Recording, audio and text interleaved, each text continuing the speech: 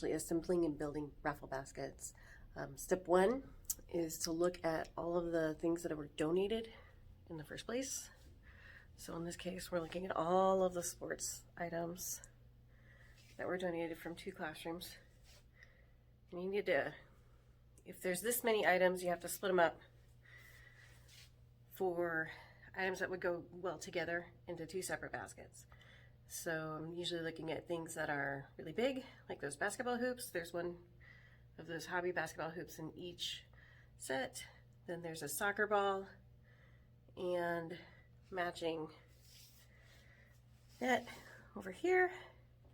There's a big basketball that doesn't go with anything, and there's a really playful toy, and there's a nice big bag. And then for the other set, I split up.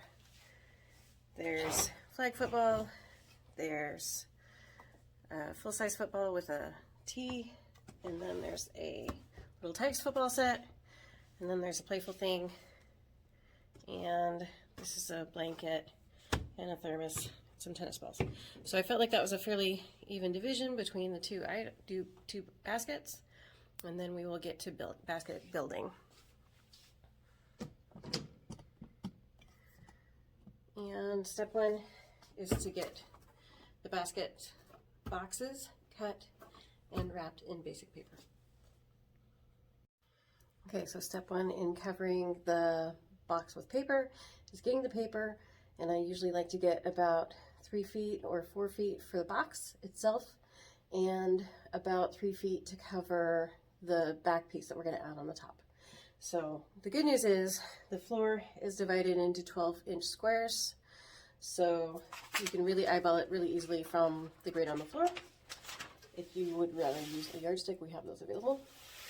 But I'm going to go from this part, not counting this, 1, 2, 3 feet out. And then these are designed to be able to tear the paper and cut conveniently, but I like to try to do that because I'm like that. I just hold it with this side so the paper's folded back against it, about 45-degree angle, and pull up.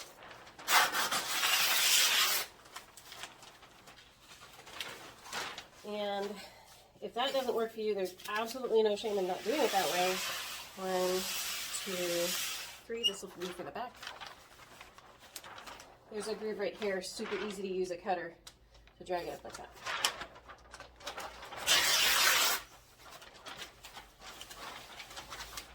Now we've got our 2 pieces of paper, and we'll get to covering the box.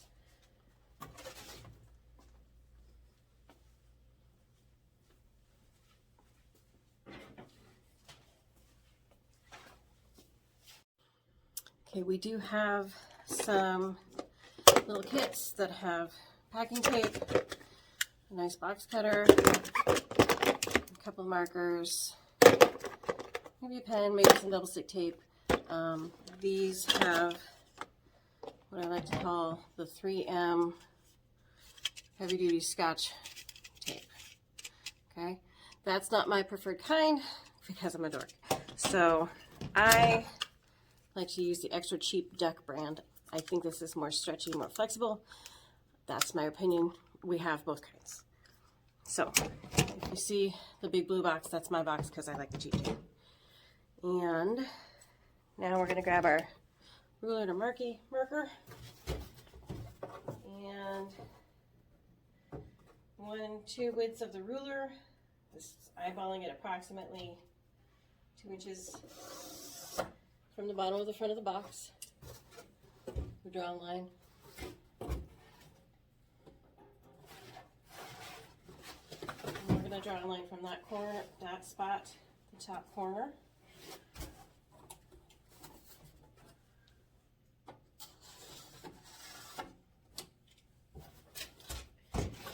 Another line from that other front edge to the back corner.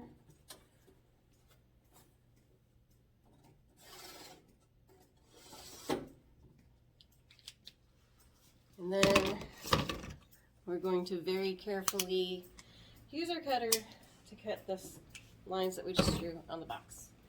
Please don't cut yourself. I am begging you. These are all brand new razors. They're very, very sharp. A great idea to make more than one pass. Careful with that. And American Custodian says be careful with the box cutter. You gotta listen to Tammy. Okay. And yeah, definitely not a problem to make more than one pass when you're making a cat.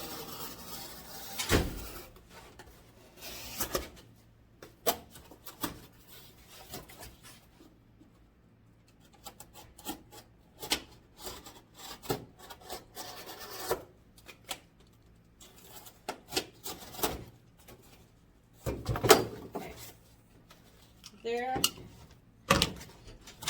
This is the classic Castle Rock Carnival raffle basket shape. This is what I was taught. Okay.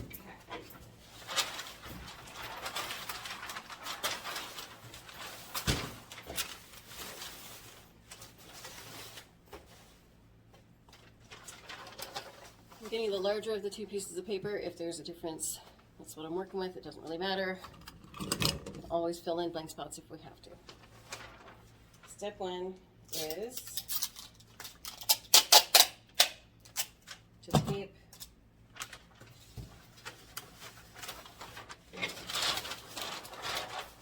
this front paper about an inch above this front edge.